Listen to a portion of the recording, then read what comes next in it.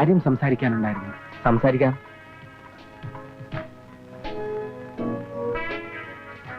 ബിസ്ക്കറ്റിന്റെ കാര്യത്തെക്കുറിച്ച് ചോദിക്കാനാ. എത്ര ഉണ്ട്?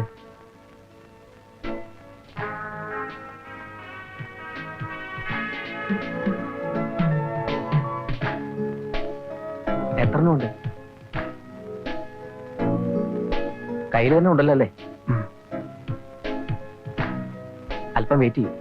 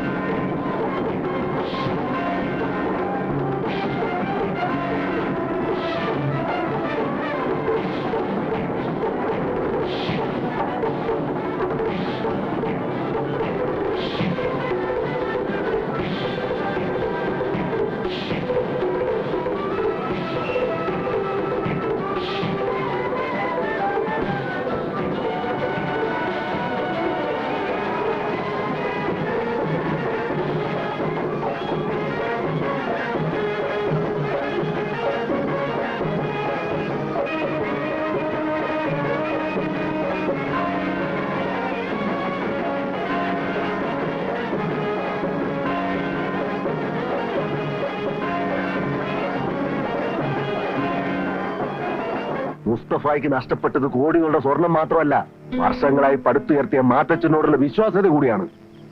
തീ കൊണ്ടുള്ള കളിയല്ലേ കയ്യാറെ? കിട്ടിയ സാധനം കൈപ്പറ്റിയില്ല എന്ന് പറഞ്ഞിട്ടില്ല, ഇങ്ങോട്ട് പറയില്ല. പക്ഷേ അവർക്ക് മറിച്ചും ചിന്തിക്കാമല്ലോ. കൈപ്പറ്റി കഴിഞ്ഞിട്ടും കിട്ടിയില്ലെന്ന് കൈമലർത്തിയ മിടുക്കന്മാരുടെ പറ്റിക്കൊക്കെ മുസ്തഫയ്ക്കും അറിയാം. പക്ഷേ പിന്നീട് അവർക്ക് കളവ് പറയാനൊരു അവസരം മുസ്തഫ ഉണ്ടാക്കി കൊടുത്തിട്ടില്ല. കാഞ്ഞങ്ങാട്ട് അക്ബറിന്റെ കൊലപാതകം അങ്ങനെയായിരുന്നു. ബോംബെയിൽ ഞാൻ ഇങ്ങോട്ട് വന്നത് എന്നെ ഗുണദോഷിക്കാനാണോ? മാത്തച്ഛൻ ഇങ്ങനെ ചൂടാവാൻ വേണ്ടി പറഞ്ഞല്ല, കാര്യത്തിന്റെ ഗൗരവം. ഗൗരവമൊക്കെ എനിക്കും അറിയാവണോ? ആ, താ മുസ്തഫയോട് പറ ഉടനെ വന്ന് കാണുന്നുണ്ടെന്ന്. എന്തായി കുഞ്ഞെ? ഇൻഫർമേഷൻ ശരിയാണ് സർ. ടൗണിൽ ഒരു ചെറുപ്പക്കാരൻ സ്വർണം നിൽക്കാൻ വേണ്ടിയുള്ള ശ്രമത്തിലാണ്. കുഞ്ഞയാളെ കണ്ടോ? സർ, സ്വർണ്ണക്കടയിൽ നിന്ന് ഇറങ്ങി ഓടിയപ്പോഴാണ് ഞാൻ അയാളെ ഫോളോ ചെയ്തത്. പക്ഷേ ഒരു പള്ളിപ്പെരുന്നാളിന്റെ പ്രദക്ഷിണത്തോട് ചേർന്ന് അയാൾ മുങ്ങി. അതുകൊണ്ട് അന്വേഷണം നിർത്തി സാറിങ്ങി പോകുന്നു അല്ലേ? 24 മണിക്കൂർ സമയം ഞാൻ കുഞ്ഞിന് തരുന്നു. അതിനുള്ളിൽ അവനിവിടെ എത്തിയിരിക്കണം. മറക്കണ്ട. ഗോപിയേട്ടൻ ജോലിക്ക് പോയിട്ട് ദിവസം എത്രയാണെന്നറിയോ? മായെടുത്ത് പറഞ്ഞാലെങ്കിൽ അനുസരിക്കുന്ന കരുതിയ അമ്മൻ ഇങ്ങോട്ട് അയച്ചത്. വീടും ജോലിയും മാത്രമേ നടന്ന ഗോപിയേട്ടനാ ഇപ്പൊ രാത്രി എത്തുന്നത് തന്നെ വളരെ വൈകിയ. ബാക്കിയുള്ളവരെങ്ങനെ കഴിയുന്നത് പോലും ഈട് അന്വേഷിക്കാറില്ല. എല്ലാരും പറയുന്നത് എന്തോ പറ്റിയിട്ടുണ്ടെന്നാ, പക്ഷെ അത് വിശ്വസിക്കാൻ പറ്റണില്ല. എന്തൊക്കെ കണക്കൂട്ടലുകളുണ്ട് മനസ്സിലെന്നാ എനിക്ക് തോന്നിയത്. അത് നടത്താൻ വേണ്ടിയുള്ള ശ്രമത്തിലായിരിക്കും. ഇന്ദു ചേച്ചിയെങ്കിലും വീട്ടിലെ അടുക്കളയിൽ രക്ഷപ്പെടുള്ളൂ ഓർത്ത് ഞാൻ സന്തോഷിച്ച. അതിനും സമ്മതിക്കില്ല ഗോപിയേട്ടൻ. വിജയന് ജോലിയൊന്നും ഇല്ലാത്തതുകൊണ്ടായിരിക്കും അത്. അനിയത്തിയെ നല്ലൊരാളെ ഏൽപ്പിക്കാനുള്ള ആഗ്രഹമാവും ഗോപിയേട്ടന്. മായെടുത്ത് അതുവഴി ഒന്ന് ഇറങ്ങോ? ഇറങ്ങാം. ഇത് അമ്മയെ ഏൽപ്പിച്ചാ മതി.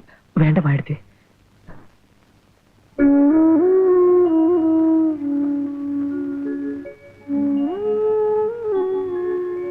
ഹരി, വീട്ടില് അച്ഛൻ കല്യാണം നടത്താനുള്ള വാശിയില്ല. നാളെ ആരൊക്കെ വരുന്നുണ്ടത്ര എന്നെ കാണാൻ.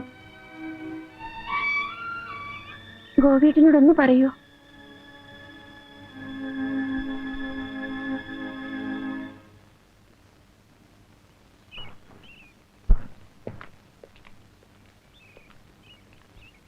നമസ്കാരം. നമസ്കാരം. നമസ്കാരം. വീട് കണ്ടുപിടിക്കാൻ വിഷമിച്ചോ? അയ്യപ്പൻ റോഡിൽ നിപ്പുണ്ടായിരുന്നു. വൃശ്ചിക മാസമായിട്ടും ചൂടിന് ഒരു കുറവുമില്ല. അതെ. ഗോവിന്ദൻ നായർ തന്ന ജാതകക്കുറിപ്പ് ബഹു കേമാത്രേ 8-7 പൊരുത്തം. അതങ്ങനെ വരൂ. ഞാൻ പൊതുവാളിനെ കൊണ്ട് നോക്കിച്ചതാ. ജാതകവശാൽ വിവാഹത്തിന് ശേഷം ഭർത്താവ് ഉന്നതിയിലെത്തുന്നു പറഞ്ഞു പൊതുവാള്. ഏതോ സ്കൂളിലെ പഠിപ്പിക്കുന്നതെന്ന് പറഞ്ഞേ? അതൊക്കെ അങ്ങോട്ട് നേരിട്ട് ചോദിക്കാലോ. മോളെ മായേ, ഒന്നിങ്ങോട്ട് വരിക. ആരാ വരണേ? അകന്നൊരു ബന്ധുവാ. പറഞ്ഞിട്ടെന്താ? ബുദ്ധിസ്ഥിരതയില്ല, മൂസന്റെ ചികിത്സയില. ഗോപി അപ്പുറത്തേക്ക് ചെല്ലേ. തൽക്കാലം ഒന്നും വേണ്ട. അമ്മാവൻ എന്തിനുള്ള പുറപ്പാടാണെന്ന് എനിക്ക് അറിയണം. അതാ എനിക്കും അറിയണ്ട. എന്താ നിന്റെ ഭാവം? സൂത്രത്തിൽ എന്നെ തോൽപ്പിച്ച് കളയാനാണ് ഉദ്ദേശമെങ്കിലേ അത് നടപ്പില്ല. ഞങ്ങളുടെ വിവാഹക്കാരി ഈ തറവാട്ടിൽ വെച്ച് നമ്മൾ തീരുമാനിച്ചല്ലേ. ആരാ ഈ നമ്മള്? അറിയില്ല അല്ലേ? മരിക്കുന്നതിന് മുമ്പ് മായയുടെ അമ്മ ഈ കാര്യം മാത്രമല്ലേ നിങ്ങളോട് ആവശ്യപ്പെട്ടിട്ടുള്ളൂ. ഞാനത് നിറവേറ്റും. മായ ഈ വീട്ടിൽ നിന്ന് ഇറങ്ങി പോകുന്നെങ്കിൽ അത് പാണാട്ട ഗോപിനാഥന്റെ കൂടെ ആയിരിക്കും. മനസ്സിലായല്ലോ? നിങ്ങൾ അവിടെ ഇരിക്കെ.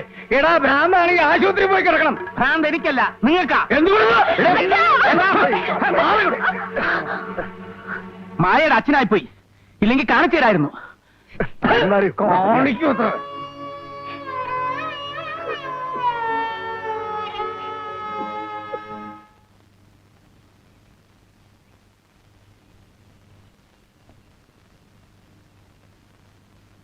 മോളങ്ങോട്ടാ?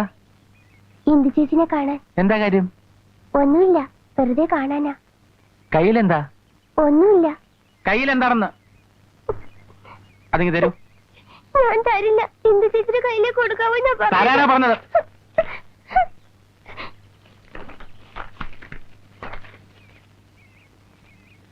എന്റെ ഇന്ദുവിന് കുറെ ദിവസമായി കാണാൻ കഴിയാത്തതിലുള്ള വിഷമം ഇന്ദുവിനേക്കാളേറെ എനിക്കുണ്ട്. പിരിഞ്ഞിരിക്കേണ്ടി വരുമ്പോഴേ സ്നേഹത്തിന്റെ ആഴവും വ്യാപ്തിയും ഒക്കെ മനസ്സിലാവുമെന്ന് പറയുന്നത് എത്ര ശരിയാണ്. ഇന്ദുവിനെ വീട്ടിൽ കൊണ്ടുവരാനുള്ള ഒരു ശ്രമത്തിലാണ് ഞാൻ. ആരുടെയും സമ്മതമില്ലാതെ തന്നെ ഇന്ദു വരുമോ? ഞാൻ വിളിച്ചാൽ എന്റെ കൂടെ ഇറങ്ങി വരാനുള്ള ധൈര്യം ഇന്ദുവിനുണ്ടാവുമോ? മറുപടിക്കായി കാത്തുകൊണ്ട് വിജയേട്ടൻ. വിജയ!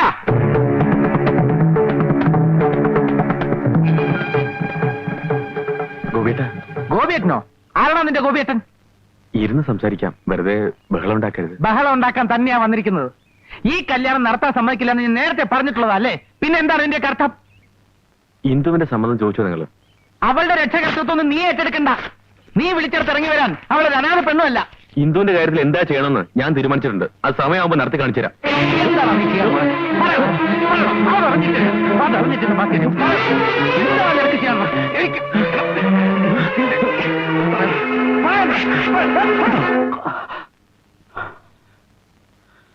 ഇന്ദുവിന്റെ ചേട്ടനായിപ്പോയി. ഇല്ലെങ്കിൽ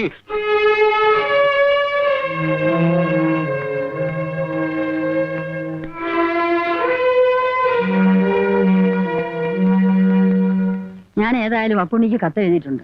എത്തിയാൽ ഉടനെ ഒരു സുദർശന ഹോമം, പിന്നെ ദേവിക്ക് ഒരു തിറയാട്ട്. ഹോമോ തെറേ. അസുഖം വന്ന ഡോക്ടറെ കാണണം. ചികിത്സിച്ച് മാറ്റുന്ന രോഗം തന്നെ അത്. അതിപ്പോ ഹരി, ഇത് സാധാരണ പോലൊരു അസുഖമല്ലല്ലോ. അതന്നെയാ പറഞ്ഞത്. അതിന് സ്പെഷ്യലൈസ് ചെയ്ത ഡോക്ടറെ കാണണം. അവനെ കൊണ്ടുപോയി ഭ്രാന്തന്മാരുടെ ഡോക്ടറെ കാണിക്കണമെന്നാണോ നീ പറയണേ? അമ്മയുടെ വർത്താനം കേട്ട തോന്നും ഇതാരോ മനഃപൂർവ്വം വരുത്തി വെച്ചതെന്ന്. അമ്മയെ ഭ്രാന്ത് ഒരു രോഗം തന്നെയാണ്. അതിപ്പോ എങ്ങനെ ഗോപിയൊന്ന് അറിയിക്കുക? ഞാൻ പറഞ്ഞോളാം ഏട്ടനോട്. സാവധാനത്തിൽ ഹോസ്പിറ്റലിൽ എത്തിച്ചാൽ മതിയല്ലോ. എന്റെ ഒരു കൂട്ടുകാരന്റെ ബന്ധു കൂടി ഡോക്ടർ. ആർക്കും ഒരു ദ്രോഹം ചെയ്യാത്ത എന്റെ കുട്ടിക്ക് ഇങ്ങനെ വന്നല്ലോ എന്റെ ഈശ്വര. ഭഗവതി കാക്കണേ. അപ്പൊ ഇത്ര വരെ എത്തി കാര്യങ്ങളല്ലേ? എന്ത് പറ്റി നിന്റെ നെറ്റിയില്? കുടുംബത്തിന് വേണ്ടി രാപ്പകൽ കഷ്ടപ്പെട്ടതിന് എനിക്ക് കിട്ടിയ കൂലി. ഇപ്പൊ എനിക്ക് ഭ്രാന്താത്രേ. അമ്മ കൂടി ഇതിന് കൂട്ടു നിന്നല്ലോ എന്ന് ഓർക്കുമ്പോഴാ. മോനെ, നിനക്ക് എന്താ പറ്റിയത്? ഒന്നും പറ്റിയിട്ടില്ല. എന്റെ മനസ്സിൽ ചില കണക്കൂട്ടലുകളൊക്കെ ഉണ്ട്. അതിപ്പോ നിങ്ങളോട് പറയാൻ പറ്റുന്ന മാനസികാവസ്ഥയിലല്ല ഞാൻ. എല്ലാവരും നിന്നെ കുറിച്ച് എന്തൊക്കെയാ പറയാനുണ്ട്. അത് നിങ്ങളുടെയൊക്കെ നാവിൽ നിന്ന് പുറപ്പെട്ട വർത്തമാനങ്ങൾ തന്നെയാ.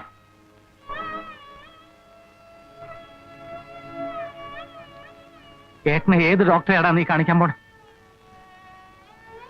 അതിനുമുമ്പ് ഇവിടെ മറ്റു ചില കാര്യങ്ങൾ എനിക്ക് തീരുമാനിക്കാനുണ്ട്. എന്താ നിന്റെ ഭാവം? നേരം നോക്കി ആഹാരം ഉണ്ടാക്കുന്ന കുടുംബത്തിൽ നിന്ന് കല്യാണം വേണ്ടെന്ന് പറഞ്ഞാണോ ഏട്ടൻ ചെയ്ത് തെറ്റ്? ഇപ്പൊ അതൊന്നും ആലോചിക്കണ്ട. അതിനൊക്കെ സമയമുണ്ടല്ലോ. ഇല്ല.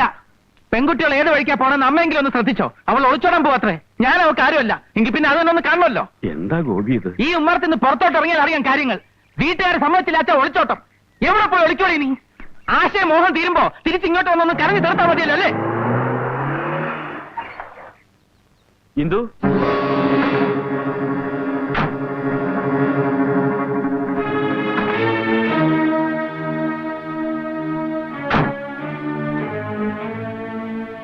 നിനക്കെന്താ അവിടെ കാര്യം?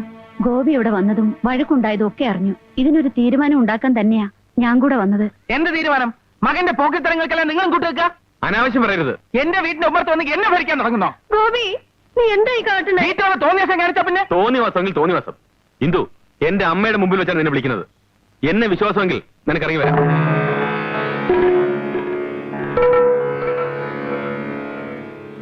ഞാൻ അവളുടെ ഏട്ടനാണെങ്കിൽ അവളെ ഈ പടി കടന്ന് പുറത്തേക്ക് വരില്ല. ഗോപി നീ ഇനിയും പ്രശ്നം ഉണ്ടാക്കരുത്. ഞാൻ എന്ത് ചെയ്തു എന്ന് അമ്മയെ പറയണേ? ഇവന്റെ വീട്ടിൽ ചെന്ന് എന്നെ ഇവൻ അപമാനിച്ചു. വീണ്ടും അധികാരം കാട്ടാനെത്തിയിരിക്കുന്ന ഇവനെ നിലവിളക്ക് വെച്ച് ഞാൻ സ്വീകരിക്കണോ?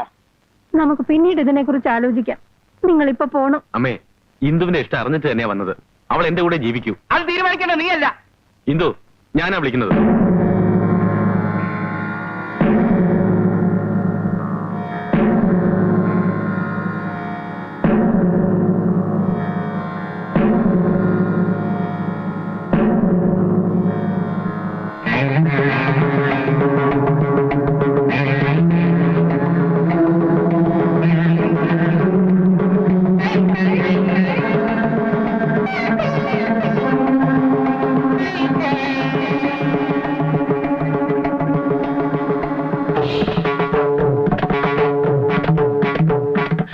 ഇത്രയും കാലം പോറ്റി വളർത്തി എന്നെക്കാൾ വിശ്വാസം നിനക്ക് തെമ്പിയല്ലേ?